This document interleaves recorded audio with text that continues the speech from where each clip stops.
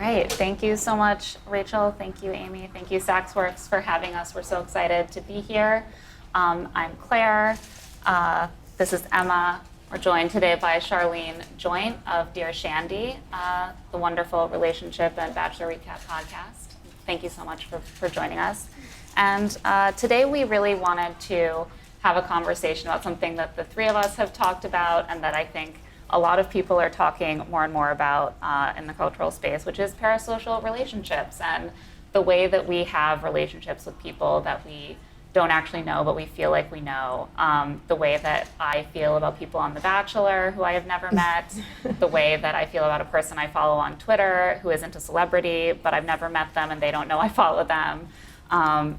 These kind of relationships, we've been on both sides of these. Sharleen has been on both sides of these. We've all been on both sides of these. And it's not a way that I think we were evolved to relate to each other. And it's a very unsettling thing that is structuring so many of our relationships. So we wanted to just dig into some of these questions today.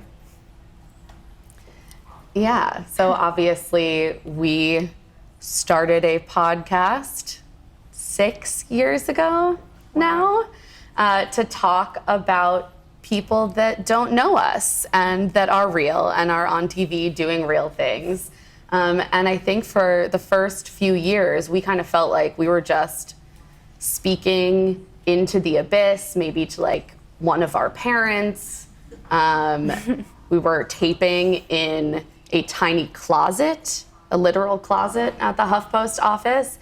And a walk-in closet. It improved, Sharleen. I don't even know if you saw the first one. It was like fully an electrical closet. It was really bleak, very bleak. And over time, we started to realize that no, people were listening, and we started to realize that this community had formed and that there were people who felt connected to us that we didn't know personally. And so I think that was sort of our first taste of really being aware of these kind of relationships and realizing that how much we both participate in them and also experience them. And obviously this is something that Sharleen has also experienced on both sides at an even greater scale than us, because she actually was on television. And I think we wanted to start by kind of asking you, Sharleen, like, what was it like for you to sort of move from your normal life, you were a performer, but not someone on TV, into a reality TV personality that all of these people suddenly were like invested in your romantic life? I mean, it's about as weird as you would expect it to be, but I don't know if I ever could have predicted how long that would continue, because I think when I went on The Bachelor, that was Instagram was still sort of coming into its own. And so I knew that might happen for like 6 months to a year, but I didn't really expect that 7.5 years later I would be here talking to you about it. So it's definitely strange. I think the big difference between my career then and now, which is I've always been an opera singer, I never quit my career, but there is, when you're a performer, and I think this applies to all musicians or actors, you aren't yourself when you're performing. You'd be a version of yourself, or your own personal experiences might inform your performance, but I'm in a costume that someone else designed. I'm singing at a volume that the conductor told me to sing at. I'm singing a piece of music that I didn't write, and I'm moving where a director told me to go. I am really more like a puppet. Meanwhile, with The Bachelor, it couldn't be more different in that you really are yourself, and you have no control over what millions of people will see. And then they form their opinions on you based on... Very strongly. Yeah, very strongly. So to go from...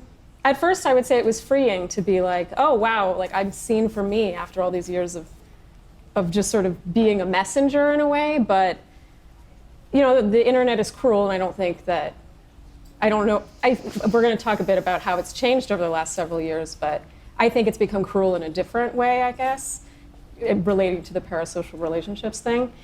And yeah, it's a strange experience. And I'm happy that it's died down quite a bit, but it's at the point now where it's novelty and it's cool to be recognized, and to have someone be like, oh, I feel like if we met, we'd be friends. It's really flattering. But there was a couple years there where it was pretty rough. It's interesting that you say that it was nice in a way to be seen for who you actually are instead of like playing a role that's so tightly defined. And I know you talk all the time on your podcast about how important it is to you to be seen for who you really are and understood. Was that part of the like appeal for you, or was it something that you expected about going on TV, that like maybe more people would be able to provide that? Not at all. No. I can't stress enough. No.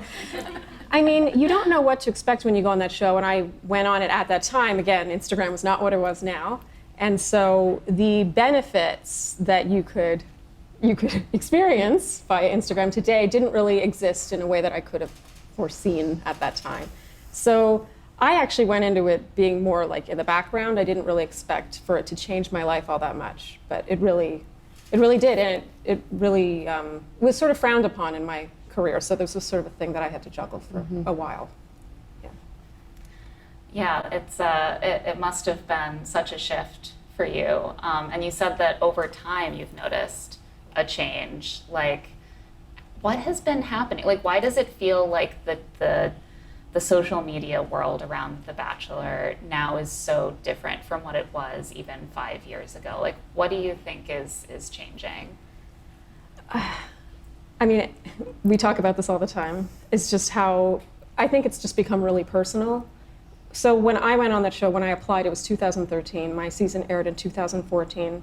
And I remember, even when my Bachelor profile photo came out, I had like clear nail polish on, and I got all these comments about why didn't this girl get a manicure before her Bachelor photo? And I was like, you know, to go from a complete anonymity to having someone like noticing something like that. And then the next year was, you know, criticisms about what I said, how I spoke, what I wore, facial features, all sorts of things. But it didn't feel personal because it felt superficial. But I can say now, the landscape has changed so much for better and for worse, because I think even 5 years ago on Instagram, we all know that it was like cute outfits and the perfect trout pout, good wedding photos, vacation photos, and I feel like it's been a movement now for relatable content. And I talked to enough influencers to know that it's all about relatable content. Like, show the photo without makeup on, show your insecurities, your anxieties. And that's great, but I think it also brings people in a way that causes them to feel like they know you on a very personal level, so that when you do or say something that they don't implicitly agree with or see in the exact same way, that they are disappointed in you and they judge you. Like they're more invested and therefore more upset when you're not the person they thought you were, based on still a curated feed. Even if it's relatable content, it is curated. Right, when we talk about relatability, authenticity, it's like these are things that we need, that anyone needs to connect with people through a screen in any capacity, even on a very small scale. But it's also much harder then to draw those boundaries. And I think that's what you're really speaking to. Yeah, and podcasting's a different story there, yes, too. and we're going to talk about podcasting in a bit, because I think that is a particularly intimate medium. And so, yeah, I'm excited to get into that. Sorry, I'm going to be grabbing the mic. I know, we need to, Mike. Yeah, no, I think that brings to mind to me one of the things that like made us want to talk about this, which was the John Mulaney situation. Like, John Mulaney got divorced from his wife, Anna Marie Tendler, and started dating Olivia Munn, and Olivia Munn got pregnant, and then everyone was so disappointed in John Mulaney. He let them down. I personally was very disappointed because he would always, like, he was always really upset on stage being like, my Same. wife is such a raging bitch and I love her. And I was like, I need that, you know? So I want a man out there who can provide that to women, and that's great. And now it's over and it's very heartbreaking. And so then there was a big backlash, you know, John Mulaney isn't your husband, like, leave him alone. You have a parasocial relationship with John Mulaney. He doesn't owe you anything. And it's true, like, he doesn't owe any of us anything. But on the other hand, he kind of does, because that's what part of his performance was. And I read a couple really wonderful think pieces about this. But the general thing is that John Mulaney made being relatable part of his persona, and his persona was what people were buying and what people were attracted to. People wanted to watch his stand-ups because they found him and his wife and their relationship interesting to hear about, relatable, authentic, appealing. They wanted to have a marriage like theirs, maybe. And so that relatability is what allows people to feel close to you. And you can sell stuff to people with that. Like that is what makes these relationships like profitable. Like you want to buy stuff from an influencer who feels like she's actually your best friend. And who says she uses it.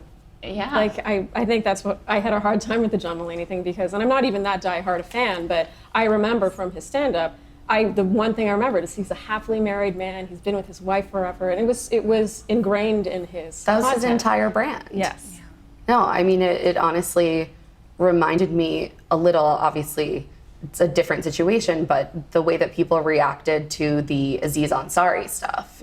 And I think that a big part of the reason that people were so shaken by seeing Aziz act in a way that, while not like necessarily criminal, was like boundary violating with a woman is because he had made his career and connected with people based specifically on being a nice guy who has trouble dating. And he wrote an entire book about how to date in a way that is like respectful to women, essentially. And so then when someone has sold you something and then it feels like they reneged on that contract or that promise, it's understandable as a fan or just a person who is aware of that person's presence to feel disappointed, to feel angry. And I think that that's what we're all sort of contending with, and on both sides, like where is the line in terms of what am I entitled to feel as a fan about someone, and also like what is someone entitled to say or to demand from me being on the other side of that platform. Yeah. And to be fair, I feel like the masses don't usually live anywhere near that line. Like at least the most vocal people tend to be all on the opposite side or all on the other side. Like it's, like you said with the John Mulaney thing, if people get so upset to the point where then articles are written about how you shouldn't be so upset. Like it's just so extreme. Yeah, and like to write an article that's like, don't be upset at John Mulaney is a way of feeling protective of John Mulaney, who is a wealthy celebrity who has monetized, his Perhaps personal also life. based on a parasocial relationship. Perhaps. I mean, are we any of us capable of separating ourselves from that kind of attachment? But I do think that you have to question like, how can you have like an influencer economy or an economy where you're marketing your personality, who you are, like your relatability, without people being allowed to give very vicious feedback on that? Like you're selling it to them. You don't get to just sell it to them and then say, but you can't say anything mean because that's who I really am. Yeah. Like it doesn't work that way. And that's what John Mulaney so tragically discovered, and we're all discovering all the time by being online. Yeah. Yeah, this is just a panel about poor John Mulaney. I think we're done here. Yeah, we've really covered it. Poor John Mulaney. But Sharleen, we also wanted to talk a little bit about your husband, Andy, is here. Yeah, who can say where he is? And you started a podcast with him. And obviously, Andy came into that podcast having a very different level of public persona to you. And how has it been navigating that while doing the podcast? You know what I've learned through so the podcast is a little over a year old. I've learned that some people just have better personalities for this than other people. Like some people are just more unflappable and more extroverted and more just, they don't give a shit, And bless his heart, I just love this about him because I was nervous, I was like, well, once you're out there, people are hearing you for an hour a week, 2 hours a week now. They're going to feel like they know you. They're going to have opinions about you. And trust me, after our first episode, apparently there was a long Reddit thread about all these terrible things about him and our marriage. And all true. And I was just so kind of just awestruck at how he handled it. And you would think that after 6 years of trying to handle it, I would be the adult in the room. But instead, he's been the one to sort of control me control my emotions a bit better and be like, oh, stay away from Reddit, flagging a comment that I shouldn't look at, or just, just helping me along. And so I'm not really sure if that helps or answers the question, but I've just learned that try as I might not to care or to not let it affect me or just let it roll off my back a bit easier. Some people just comes more naturally to them. I think we're closer in personality type to you than Andy. Both of you? I was going to say when you were like, some people are just more unflappable and extrovert, and I was like, who? Like, who? Yeah. And it's Andy, so I'm very happy for you guys that you have that. Emma and I just go through spirals together. We egg each other on. We're like, yeah, we're really fucked this time. It's my husband has a similar role in our household, even though he's not actually part of the team. He's my emotional support animal. But yeah, it's great that he's been able to come into it with that confidence. And I wonder also if, like, when so much of your livelihood and your like who you are is bound up in representing that to people, I think that it's so much is riding on it. Like if your whole job is to be a reality TV person or an influencer or a podcaster, so much rides on what strangers on the internet think about you. Yes. And so it's hard to have any distance from that. Well, that's the thing. Right after my time on the show, an executive producer told me I was having a hard time because of negative comments or just mean things. And he said, well, if you don't listen to the positive stuff, then the negative stuff shouldn't affect you. And that's always stayed with me. But it's tricky when you need the positive stuff to grow. I mean, you need to bank on that, and I think it's not human to expect you to not pay any attention to it, I think, but it's a tough balance, because there are days where you're like, well, fuck this, like, I don't need this, like, it just feels too personal, people say things and you just want to quit. But you're right, when your livelihood is sort of intertwined with sharing all that, then I don't know, you just sort of have to rise above it. It's really hard. I don't have the secret sauce. Andy can hopefully share something about how he does it. You have to look at the ratio. He always tells me this. 50% of the people are saying you're terrible, then you have a problem, right? But if it's 99% are good and 1% bad, who cares? Andy likes to talk in maths, so because it's not 50-50, but rather 99% positive. I'd have to read all of it to find out, and I definitely don't want to do that. Which is better for your mental health. Yeah, exactly. I just pretend it's not there.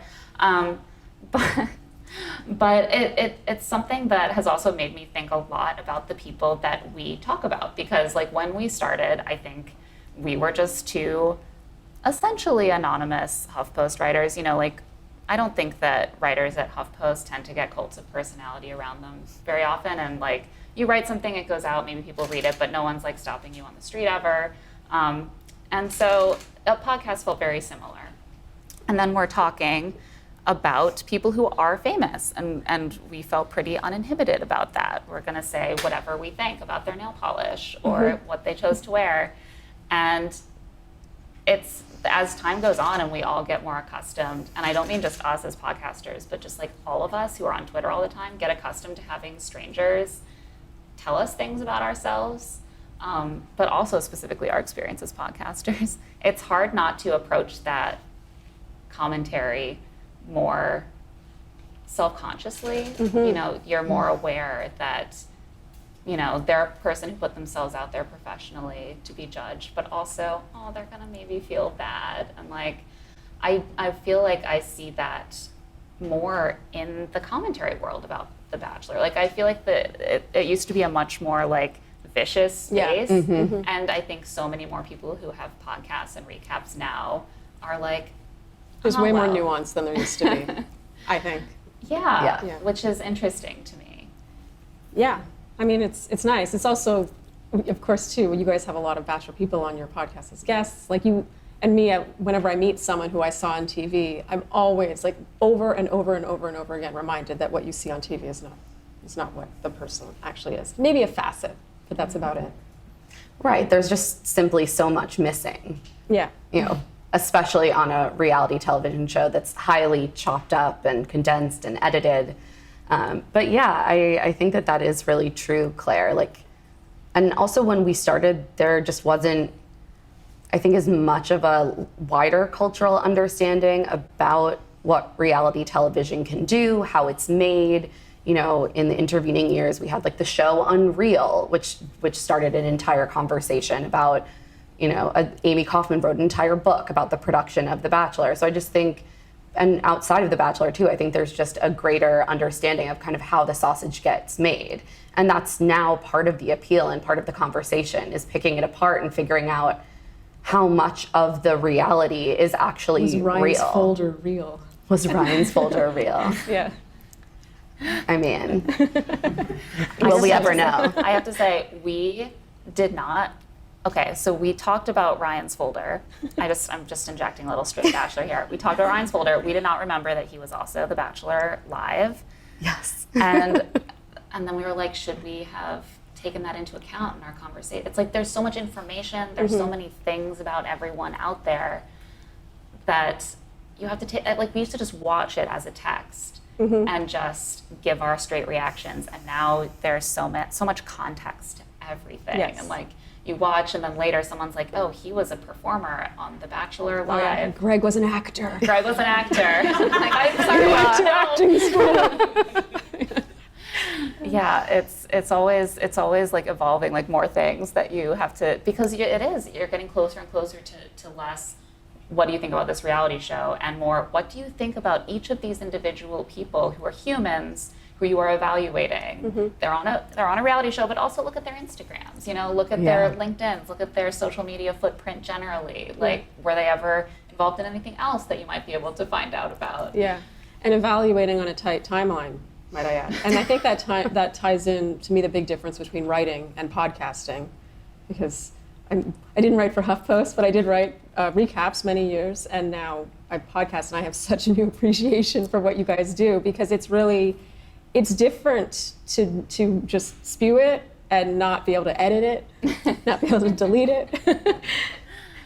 It is different. I think that's partly what's appealing about podcasts, is that there's that energy that like everything is off the cuff, at least for unscripted podcasts like ours, and like it's a little looser, not everything is so carefully thought through. There are upsides and downsides to that for sure. I think I really like it because I'm someone who gets writer's block, and you can't have writer's block during a podcast. There's like a 2-hour taping, and then it has to be done, kind of. So that's also an appeal. Yeah, I agree. And I think going back to, again, you talk a lot about wanting to be understood. I think so often when you're writing a take or something, like both of us came from the background of really doing like cultural and political analysis. And so you write a piece and it's 1,500 words, and then that's the totality of your feelings, and it's on the internet and everyone can scream at you about it. There's much more of a boundary between that and what we have podcasting, but podcasting, I do feel on the whole more understood, because we can say more, and people are usually sticking around and hearing multiple conversations. And so there is so much more intimacy there. And it's a double-edged sword, because then the expectations also, which we talk about a lot, become higher. Yeah. Should we talk a little bit about what it's been like to be podcasters as people who also really want to be understood and really want to be liked? Like, that's something I battle with, certainly. Yeah. I would give anything to not care anymore. I really would. Because just as you feel more understood, that's when the people being disappointed or having criticisms just hurts that much more. That's what I find interesting, is all these years later, I'm more affected by that kind of feedback than I was with anything about a choice I made or what I wore or how I looked, That makes sense, though, because, and I think that that's maybe part of what in tradition, I mean, not that fame hasn't always been kind of traumatic, I think, to experience psychologically, but you can have the persona who is sort of separate from you, and the more that you're asked to collapse that into who you really are, then the less you can say, well, that's not about me, that's about that shell I sent over there to do the job of performing, that's about the character. When the feedback is about your authentic self that you've shared, it's hard not to begin to think, am I a bad person? Yeah. Well, it's a assessment on who you are as a person, so it's hard not to take it personally. Yeah, it is personal. Yeah. It's personal. It's designed to be personal. Yeah, and like a podcast is also, I think, it's a form that really is challenging in a way because it is a conversation. People, you listen to it. Who among us, I always want to get in there. Like, I'm like, no, you should mention the thing about like how, childcare, like, not being paid for is actually related to this issue. And like, I can't do that. It was taped a conversation and like days before by someone else. But because it's in that conversational form and it's in your ears and you feel like you're part of it, it's kind of, it can be a really infuriating barrier to not be able to contribute. Yeah. And I feel that as a listener to podcasts, and I can imagine other people might feel the same way. That's like, this forum is just inviting me into a conversation, and then it's like, nope, you can't say anything. Yeah, I guess in a way it's a form of torture. So that's what we've concluded. Listening to podcasts is torture. Never do it. Unsubscribe, everyone. No, but that's such a good point, because I definitely, like, I've been in my car listening to a podcast being like, no, like literally speaking out loud to people. And I know people sometimes do that to us. And it's interesting because I think once you cross that barrier and then communicate in some way that feedback, if the person who does that podcast is not really a famous person with a team and thus a like built-in barrier between them and their audience, you are speaking directly to the people. And one comment on its own is great and fine and often earned. And I think feedback is necessary and often appreciated. Like, I have truly learned so much from people who thoughtfully reach out. It is Thoughtfully. It's wonderful. But yeah, if you get at one time 50 messages that have an overwhelmingly negative tone, I think that humans aren't, like, our brains aren't quite equipped to process that. Like, you're not used to walking into a square and having 50 people yell at you or 50 people tell you at once that they're deeply disappointed in you because you didn't express the values they believed you had. Yeah. And it's a really hard thing to know how to navigate, because I would never say like, well, I have a podcast, poor me, like, don't criticize me. No, that's not fair. That's what I entered into. That's part of it. And on the other hand, it also can be psychologically really traumatic. Yeah. Yeah, I know that we didn't provide reading in advance, but we were thinking a lot about the Chris Hayes piece in the New Yorker while we were talking about this beforehand on the internet. We're always famous, which is sort of about how the experience of fame has been, through technology, like splintered among more and more people. And that includes like reality TV stars, and then suddenly it also involves like podcasters and TikTokers and YouTubers, but also then it involves everyone, and the fact that you can do a tweet and it can go viral, and then oh no, it's viral for the wrong reason, and suddenly you have millions of people, maybe it feels like, who are piling on you, and you're getting a level of feedback that like you are in no position to accept, even if it's valid feedback. The way that the system is just designed now is able to give that sort of spotlight of fame to people who are not prepared to be public figures in that way. And the way that he traces how like technology has created this, by the end, you're just like, oh my God, our whole society is now built as if we all have fame type relationships with each other. Like, you can be even watching someone you went to college with on Instagram and they don't know that you follow them. And that's kind of similar in a way to treating them as a celebrity.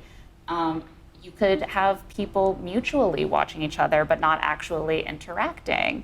And these are not like super normal ways that we were evolved to interact with each other. And like, just the more like of a quote unquote platform you have, like maybe the more you experience how we all have this level of access, but anyone could really experience it at basically any time, which is just crazy. Like, I don't know how we're all continuing to like function in this society.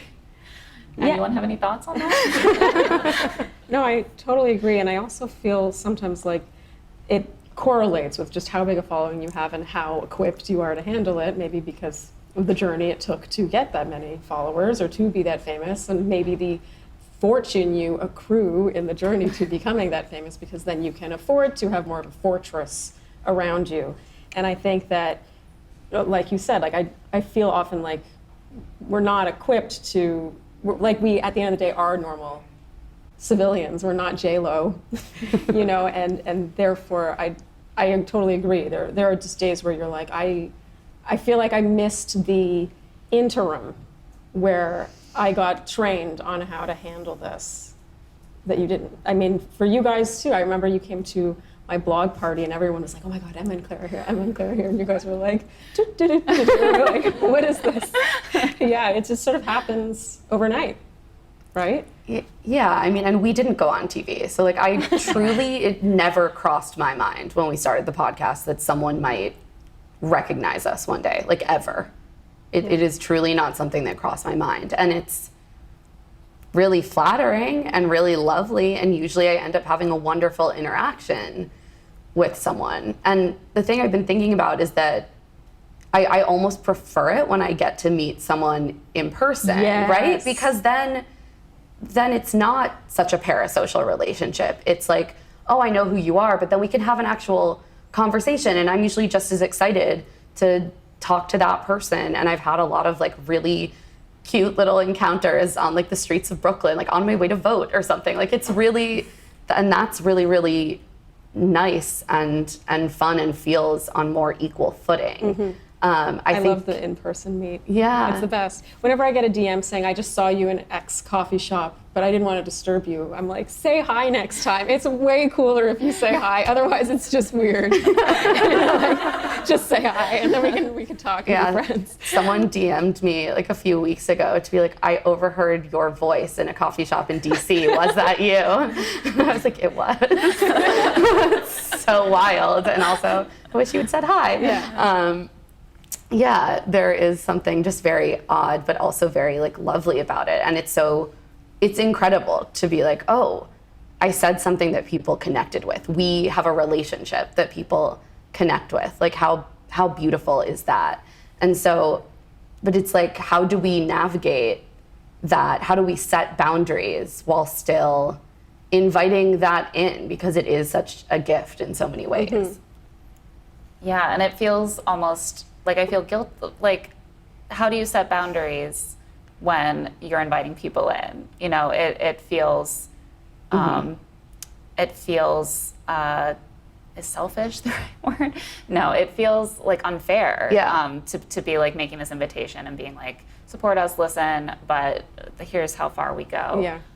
But I don't usually check my DMs, so that is a boundary that I set because I'm just like terrified. I'm so impressed. I'm terrified. I can't like, help abjectly myself. terrified of them. It's not a boundary that I set intentionally. It's just because I'm scared. But I do check sometimes. But yeah, it's that balance of like, you want to accept the shit end of the stick as well, without letting it destroy you. Like you don't want to like have your your self-esteem like destroyed, but you also don't want to try to box out a whole component of the thing you willingly chose. For me, it's always about execution. It's the delivery. And your execution is always impeccable. Oh. No, but it's true. It's I actually my entire career is built on criticism. You can't become a singer in the performing arts without building on criticism, but it's all about the delivery. And I think that, the internet has caused us to just not be as kind to one another, sadly. Sorry, I keep going in a dark direction. It's true though. No, it's true. And I think it's interesting because we were also talking about how having the experience of like micro fame, like having the experience of having mass feedback that's negative, how that can create a sort of empathy for the famous, that you're like, oh, that must really suck. And then at the same time, it does seem like there's just a lot of viciousness. And I think they're both kind of fueled by what's going on right now with the John Mulaney like dichotomy, as it were. It's like the super fan who really wants to protect Taylor Swift, you know, from anyone who might criticize her, or like a mean review. Like that didn't used to be a thing, that like music reviewers getting like harassed because they wrote a lightly critical review. So that like it can be directed towards like sympathy with the famous, and like their privacy is so invaded, they're constantly being criticized, they're just trying to make beautiful music for us. And it can also be directed towards like being so critical, like, oh, you want us to buy into your like relatable image and like support your lifestyle, how dare you? And I think covering The Bachelor, I think that we find both impulses are often at work. Yeah, because I think we've also had to check ourselves, because at least in the first few years of doing the show, just inevitably, I mean, we were just simply also like closer in age to the people who were on it. And now we've like all but aged out. And so, you know, we did make a handful of friends who had come off of the show in the process. I'm just reminded of that other night out where I discovered I was the age of one of the contestants' moms. Yes, we did. We got to make fun of Andy because he's older. Yeah. That was a sobering moment for all of us. But yeah, I think then having those relationships certainly created an empathy, but we also had to draw some boundaries that way as well, and be like, we do still have a job to be critics, and we are still doing commentary on this show. We do still need to approach it, you know, as a text that's being broadcast to millions of people and is giving off certain messages. And it is, of course, relevant to have empathy for the people who are involved, but we don't want to cross so far in that direction where all we're doing is trying to bend over backwards to talk about like how someone might have been manipulated or what they might have actually meant, rather than like still talking about the thing that is a cultural product that is out there. Yeah, it's not, I mean, it's sad. It's not that funny or exciting to make a whole podcast. It's just like, I bet he's a really nice guy, and that was probably misunderstood. So there's a balancing act that has to be done there for sure. Well, also, Andy and I were just discussing this earlier. Our two best performing recaps of all time were Greg Grippo and Piper and Brendan. And we're talking like double. Actually, since we launched Love to See It, same. Yeah. Those two. So I just have to point that out, that people want the garbage. They do. They want the strong opinion, and they want the Brendan and Piper. I was kind of surprised that was on Greg Grippo level, but it really was. People really, they wanted to hear you rip on people with empathy, but they really did. And so that's why sometimes when you do impart those opinions and suddenly you went too far, it's sort of hard to know, again, where that line is.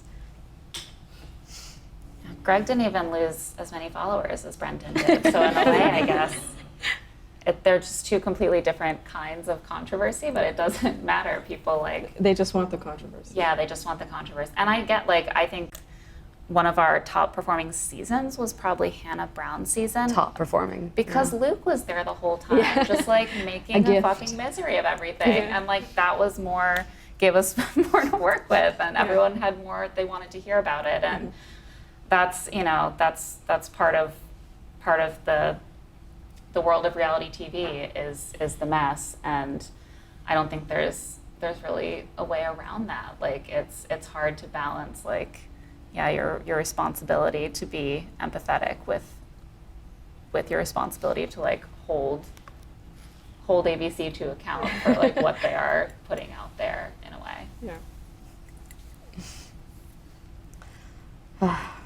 Yeah. Did I pass at a bad moment? No, sorry. Q&A?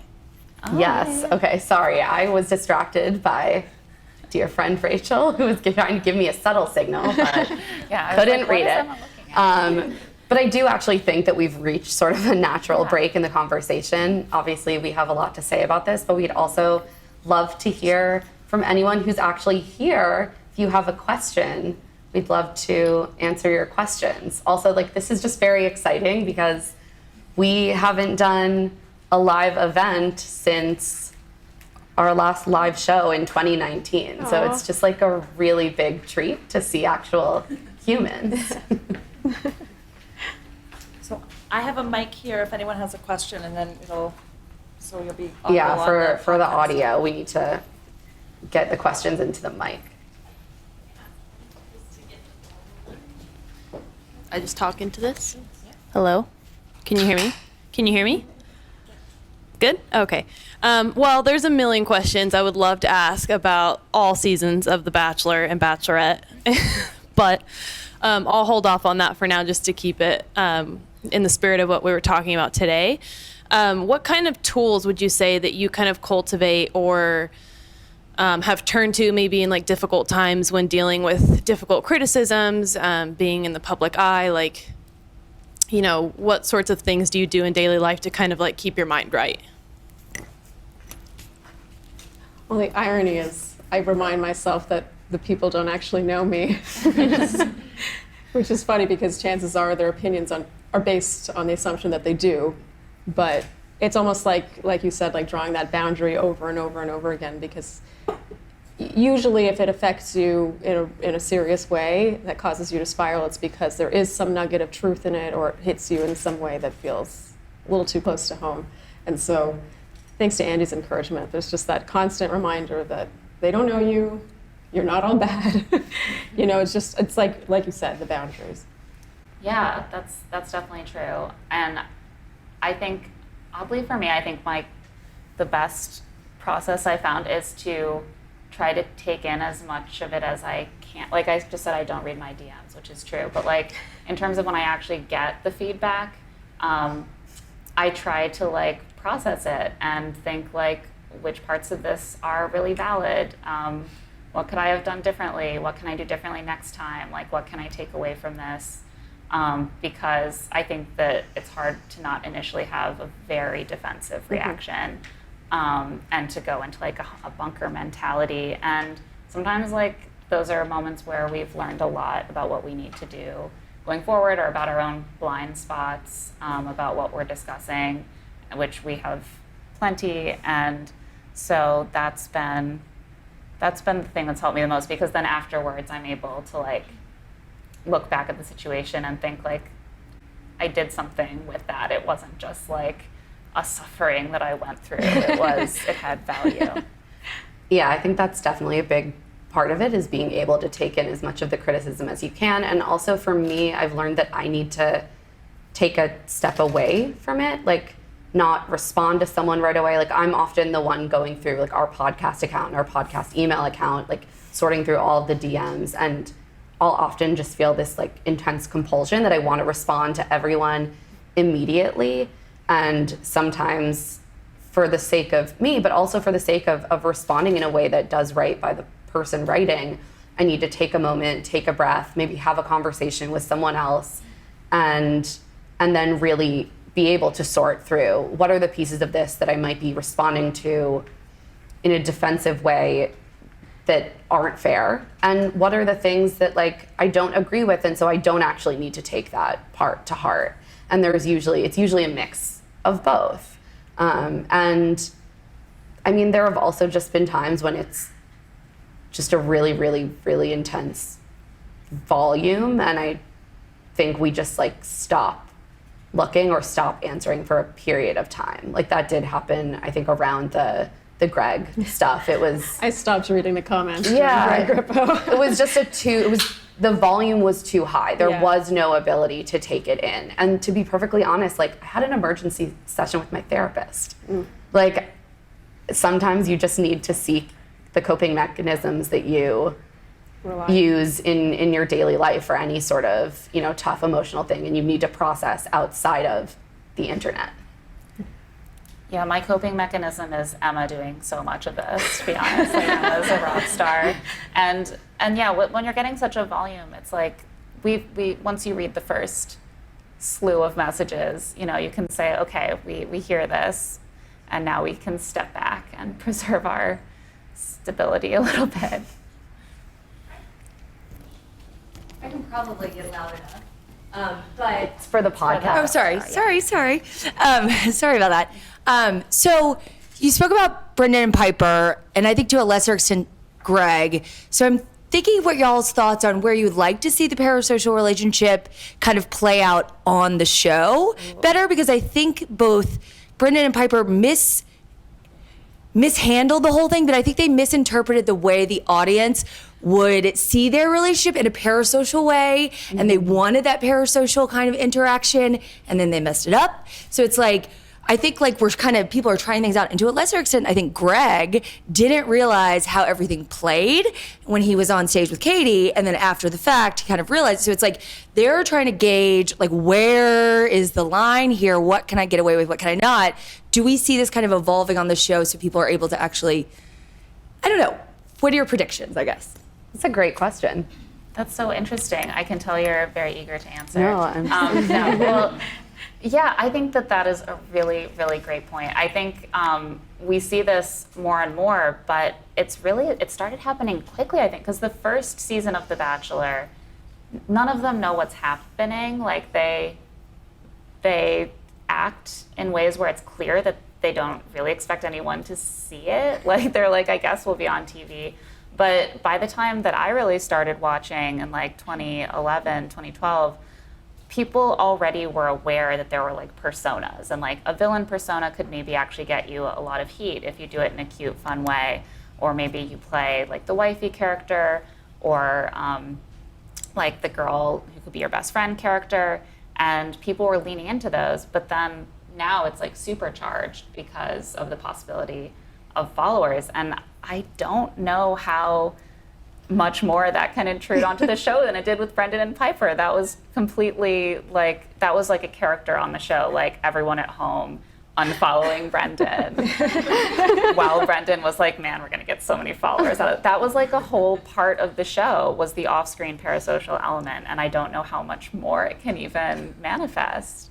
I think what was so powerful about the Brendan Piper thing was what a betrayal it felt like as an audience member, because you do feel like you do have a relationship with these people. You feel like you know them. I felt like I knew Brendan, and then I was like, oh, who is this person, you know?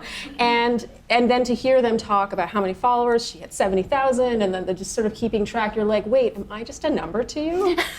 Right, I think there's something to I that. think there is a feeling of, we all know that when we follow someone, like, yeah, they can sell stuff to us. We're entering into that social contract with them, but we like it to be sort of quiet. It feels grosser when it's made explicit, and you feel like, exactly, like that's how someone thinks of you, who is also a human person. What I found really interesting with that dynamic over the years, because I have been in this position for a long time, like 6 years ago or so, if you did an ad, you got shit for it. You did. I remember Andy Dorfman from my season. No one got more crap than she did for selling like Bondi hair boost on Instagram. And everyone was like, you sell out.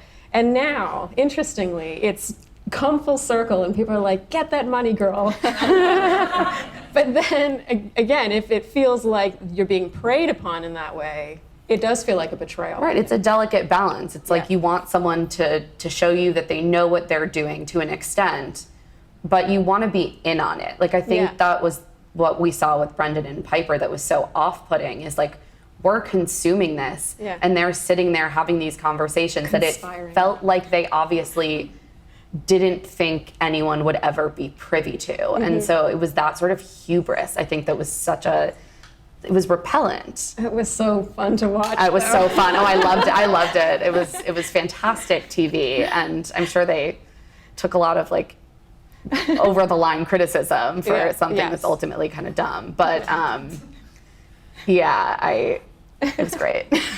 Yeah, I think there's something that's just like, it's impossible for a famous person to see each of the people who is a fan as an individual. Like, it's just structurally impossible. Right. Like, Brendan had like 360,000 followers or something. And like, he's not gonna be like, all I see is 365 beautiful, unique individual souls. Like, he's like, yeah, my numbers are going up. It's very uncomfortable to be made aware that is how the person you look up to or are a fan of sees you. But it's structural, it's part of it. And it was bound to happen sooner or later that the mask would slip a little bit and we'd get a glimpse of that. Love that question. Me too. It's a great question. Hey, so I think it seems pretty clear from like this discussion that you all have experienced or have heard others experience like very disorienting or upsetting things about like being on the receiving end of these sort of parasocial relationships. What do you think for people who are, presumably most people in this room, are like not on the micro fame level? What do you think some of the downsides are to like participating on the other end in these relationships, if anything? Like you said, we didn't evolve to have all of these relationships with people we don't know. Do you guys have hypotheses on like how that affects us possibly negatively? That's a great question. I love that. I mean, I think that one thing that I touched on that I think is very real is that it could happen at any time. It is happening to you in some way that you don't maybe know about. And that's very weird. Like, you might not be a celebrity, but you could go viral at the drop of a hat, you know, and suddenly have all that trained on you. I think the other aspect of it is that it's just really fulfilling to have like mutual relationships that are full of reciprocal conversation and mutual support. And like, obviously I love consuming media. I love listening to podcasts and watching TV. I'm not trying to like get rid of those kind of parasocial relationships that I indulge in all the time. But at the same time, like, you want to have a lot of your energy, ideally, like, right, like being spent on building a community full of people who can actually show up for you. Mm-hmm. And I do wonder sometimes if I spend energy on building parasocial relationships with people I don't know online and on TV when I should be getting to know my neighbors, you know, when I should be going out and meeting up with friends and making sure that we stay in each other's lives so that when we need each other, we're there for each other. And that's something that you just can't get from parasocial relationships, but they can meet a part of that need, like enough of a part of that need that you might not feel the need to invest in those other kinds of relationships as much. And that's something I definitely have fallen prey to at times. I also think that this is something that was probably heightened by the pandemic, you know, where we have all been so reliant over the last 2 years on any form, any sort of like paltry form of connection through a screen. And so I think that the space between those real mutual relationships and our parasocial relationships has sort of collapsed during the pandemic. And I've certainly noticed that the tenor of the comments that like we get on the podcast, for example, which I think is just a microcosm, probably everyone has experienced this, have changed over the pandemic. And even, you know, I feel like I've gotten more random DMs from people I knew my, you know, first year of university and hadn't talked to in 7 years, but they like didn't agree with something I posted about some political issue, and suddenly they're making like a very personal comment in my DM, and I'm like, we don't have this earned intimacy to actually engage in this dialogue. So I do think it's something that we're all kind of experiencing. But yeah, I think we have time for one more question, and then. Sorry. Hi, I have some notes for this question, but I'm just wondering about your thoughts on like the darker side of the parasocial relationships, so sort of related, but just the fact that like there are real world consequences. You might lose privacy and people might feel entitled to details of like your personal lives, and also the fact that like you could say something that you haven't even thought that hard about on a podcast and then get canceled. So I'm just wondering like your thoughts on that. Getting canceled. I feel like you just answered your own question. Yeah, I mean, we definitely have said things that we haven't even thought that hard about and gotten people really mad, and that is Part of it. It's difficult to also feel that you have let someone down who thought of you as a friend, and that's part of it. That like we're very careful about what we say now, not always successfully, but partly just because if someone feels that you're their friend, you don't want to just like cavalierly hurt their feelings. You want to be thoughtful and considerate, that a lot of people are listening who might have all kinds of different experiences, and that's definitely something that haunts us. And also the possibility of getting canceled. But in a way, we all get canceled a little bit all the time, and that's okay. It's part of the natural life cycle of being in the public eye. But yeah, I think that for me, it's like being aware that it's real people out there is almost the darkest thing and the hardest to process. Yeah, for me, I feel like one of the things that I've been fascinated by throughout all this, and I do think it kind of is a dark side of it, is this has just been mind-blowing to me, is how I've over the last year, I've felt this overwhelming sense that what people want is to be agreed with.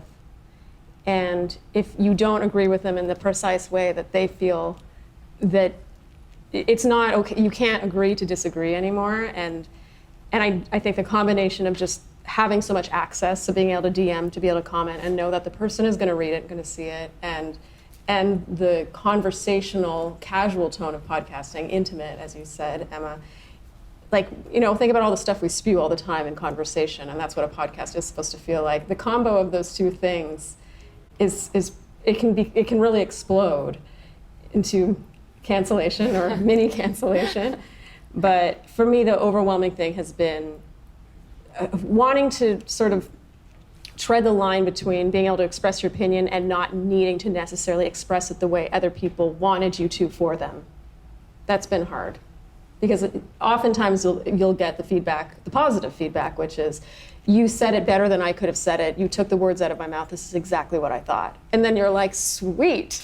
And then next week, they're like, how could you think that? You're wrong. And then suddenly it's a dip. So. Right, you know the other side of that. Like if Yeah. someone listens to you because and I think that's what we all want. Like I want that certainly You from wanna my feel podcast too. validated. I want to Yeah. feel validated. I want to feel seen. We all want to feel seen and understood and heard.